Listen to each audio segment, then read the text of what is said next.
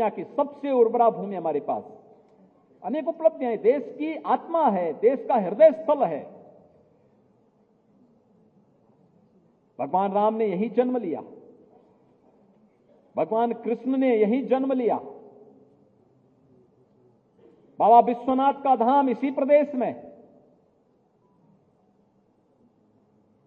पूरा वैदिक ज्ञान को लिपिबद्ध करने की भूमि नैमिषारण्य उत्तर प्रदेश में, मां गंगा, यमुना और मां सरस्वती का संगम, कुंभ की पवित्र पावन भूमि प्रयागराज उत्तर प्रदेश में,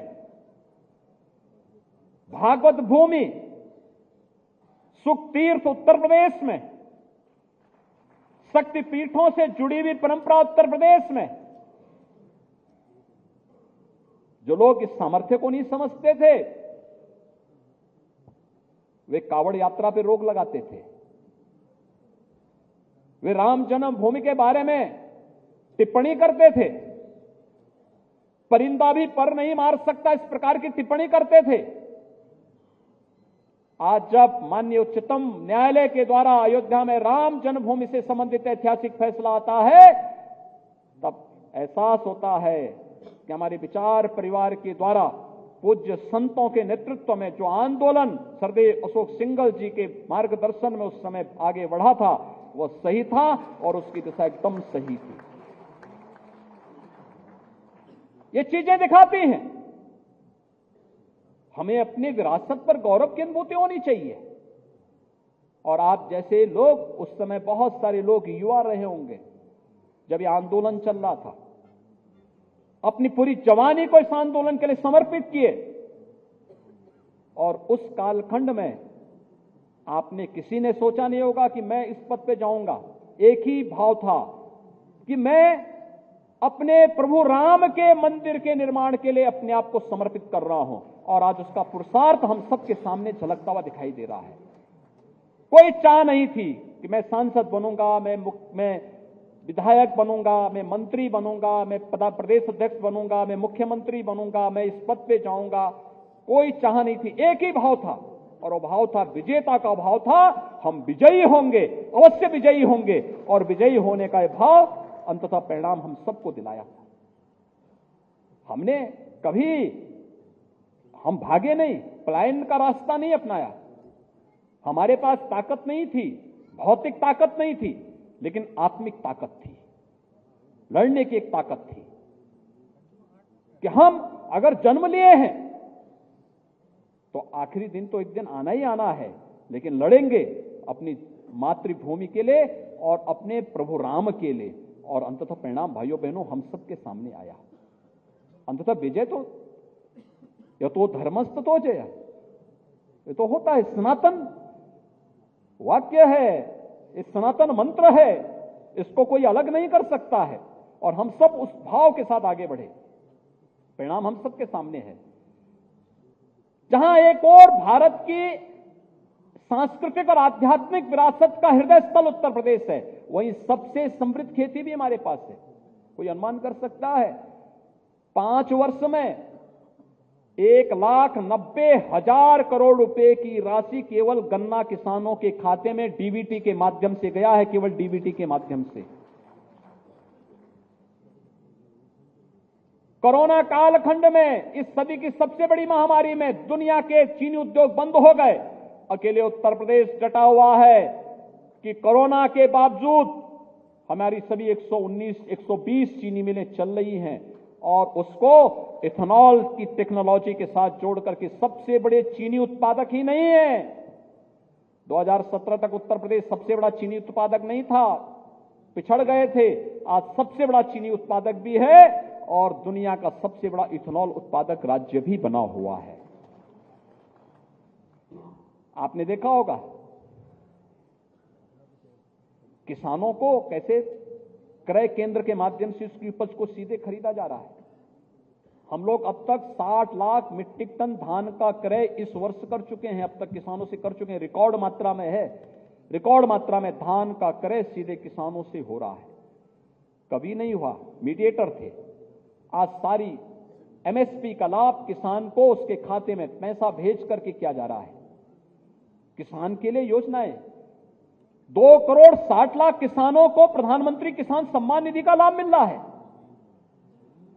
23 लाख हेक्टेयर भूमि को अतिरिक्त सिंचाई की सुविधा, सरयू नहर राष्ट्रीय परियोजना हो, बाण सागर की परियोजना हो, अर्जुन सहायक जैसी परियोजनाएं हो, इन सभी परियोजनाओं के माध्यम से युद्ध स्तर पर कार्य करते हुए उन कार्यक्रमों को आगे बढ़ाया है।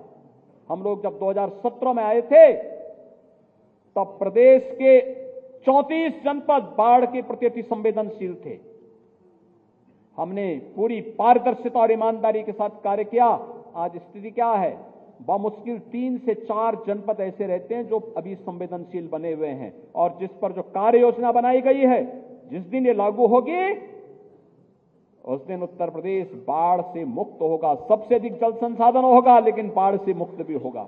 और अब ये नदियां तो हमारी सामर्थ्य को प्रदर्शित करने का माध्यम बनी है।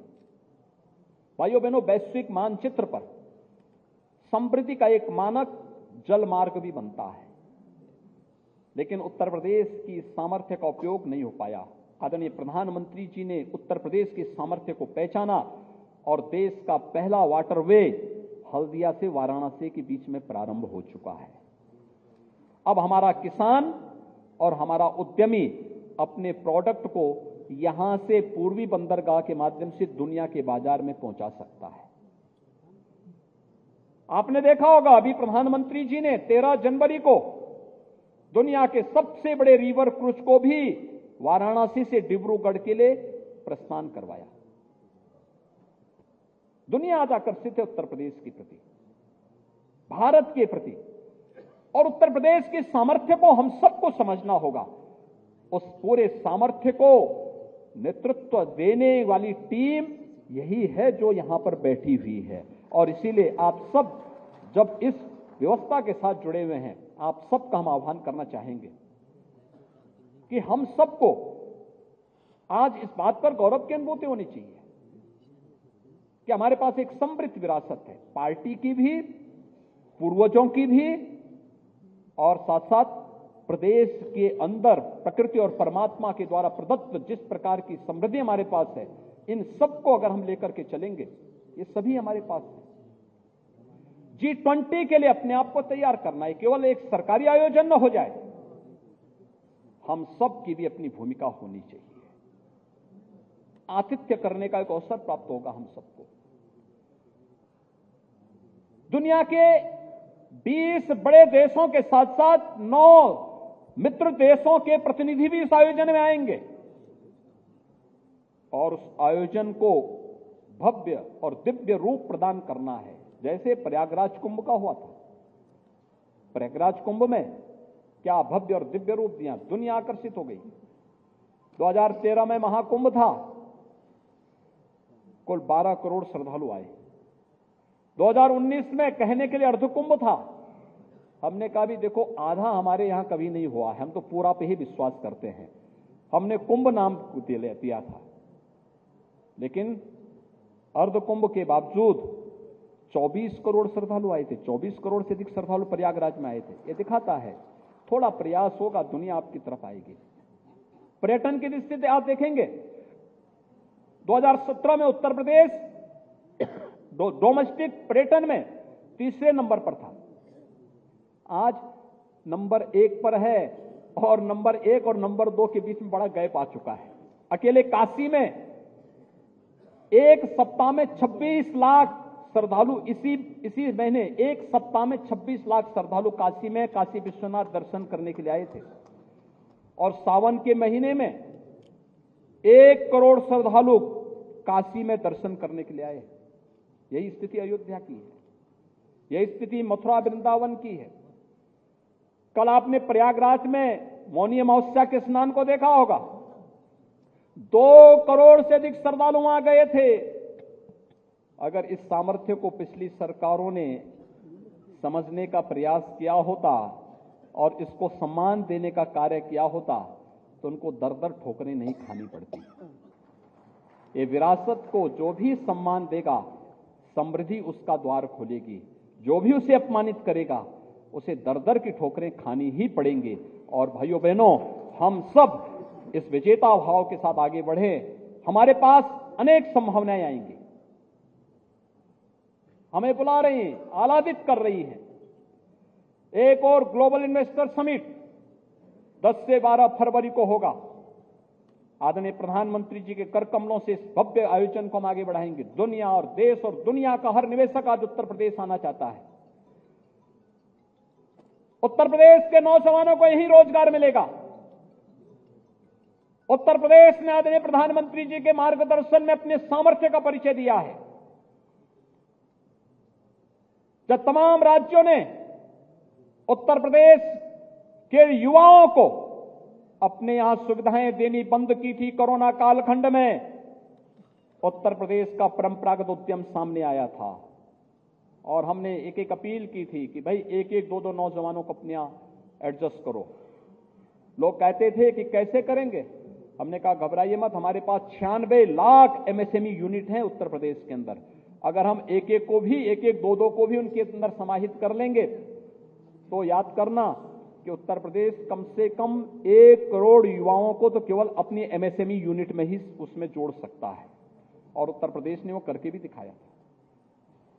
आज तो हमारे पास दुनिया आ रही है, निवेश करने के लिए आ रही है, नए रोजगार सृजित होंगे, नए इंस्टीट्यूशंस बनेंगे, नए विश्वविद्यालय बनेंगे, नए मेडिकल कॉलेजेस बनेंगे, नए रिसर्च एंड डेवलपमेंट के सेंटर विकसित होंगे। इंफ्रास्ट्रक्चर डेवलपमेंट का जो मॉडल वर्तमान में चल रहा है, डबल इंजन की सरकार अब एक नहीं, दो नहीं, 13 एक्सप्रेस हाईवे के साथ काम कर रही है। एयरपोर्ट एक नहीं, दो नहीं, 9 एयरपोर्ट तो क्रियाशील हैं। 10 एयरपोर्ट पर वर्तमान में कार्य चल रहा है। बहुत जल्दी उनकी कनेक्टिविटी को हम तेजी के साथ आगे बढ़ा रहे हैं। एशिया का सबसे बड़ा एयरपोर्ट उत्तर प्रदेश बना रहा है। इंटर स्टेट कनेक्टिविटी को 4 लेन के साथ जोड़ा जा चुका है। उत्तर प्रदेश आज नए निवेश के गंतव्य के रूप में उभर करके सामने आ रहा है, और उसकी तैयारी के लिए जहां एक एक भारतीय जनता पार्टी के कार्यकर्ता को तैयार करके अपने युवाओं की टीम के साथ उसके जोड़ने की आवश्यकता है, उसके स्किल डेवलपमेंट के साथ नए नए इनोवेशन को वहां पर जन्म देने के लिए कार्यक्रम को आगे बढ़ाना पड़ेगा। रिसर्च एंड डेवलपमेंट को प्रोत्साहित करना पड़ेगा, अपने आप को उसके अनुरूप आगे बढ़ाना पड़ेगा। एक पक्ष यह हमारा, दूसरी तरफ अपनी आतिथ्य सेवा के लिए विख्यात उत्तर प्रदेश को इस दिशा में कार्य करना होगा, G20 समिट के माध्यम से। और याद करना, उत्तर प्रदेश को आदरणीय प्रधानमंत्री जी के प्रयास से 2023 का वर्ष अंतर्राष्ट्रीय मिलेट वर्ष के रूप में भी जाना जा रहा है, यानी मोटे अनाज के रूप में, जो हम परंपरागत हमारा अनाज रहा है। बाजरा है, ज्वार है, कोदू है, और भी रागी है, ये सब जो परंपरागत रहा है, इस वर्ष के रूप में मनाना है, इसको प्रोत्साहित करना है। नेचुरल फार्मिंग, ये विश्व मुक्त खेती, गौ आधारित खेती, गौ माता की रक्षा भी होगी, और विश्व मुक्त खेती के माध्यम से लागत को कम करना, किसान की आमदनी को आगे बढ़ाना, इस दिशा में हम सबको जुड़ करके आगे कार्यक्रम को आगे बढ़ाना होगा। तो नगर निकाय की चुनाव भी हम सब की आहट को फिर से वो हम सबको आमंत्रित कर रहा है, हम उसकी तैयारी करें। 762 नगर निकायों के इलेक्शन होने हैं। ओबीसी कमीशन की रिपोर्ट आते ही इलेक्शन की घोषणा भी हो जाएगी, और इलेक्शन की घोषणा के साथ फिर से भारतीय जनता पार्टी का परचम 2014, 2017, 2019, 2022 के साथ नगर निकाय चुनाव में भी परचम लहराता हुआ दिखाई देना चाहिए। नगर निगम, नगर पालिका, नगर पंचायतों में इसकी तैयारी के लिए हम सब कार्य कर सकेंगे। इस विश्वास के साथ आज हम सब यहां पर प्रदेश कार्य समिति के अवसर पर विभिन्न मुद्दों पर चर्चा करेंगे। एक सकारात्मक सोच के साथ, विजेता की भूमिका में हम सब निरंतर अपने संवेदनशीलता के माध्यम से समाज के प्रत्येक तबके को अपने साथ जोड़ते हुए सबका साथ, सबका विकास, सबका विश्वास और सबके प्रयास के आदरणीय प्रधानमंत्री जी के इस मूल मंत्र को अंगीकार करते हुए हम सब कार्य कर पाएंगे। इस विश्वास के साथ मैं एक बार फिर से प्रदेश कार्य समिति से जुड़े हुए आप सभी पदाधिकारी और सभी उपस्थित आगंतुक भाई और बहनों का मैं एक बार फिर से स्वागत करता हूं, अभिनंदन करता हूं और इस पूरे कार्यक्रम के प्रति अपनी शुभकामनाएं भी देता हूं। धन्यवाद। जय हिंद।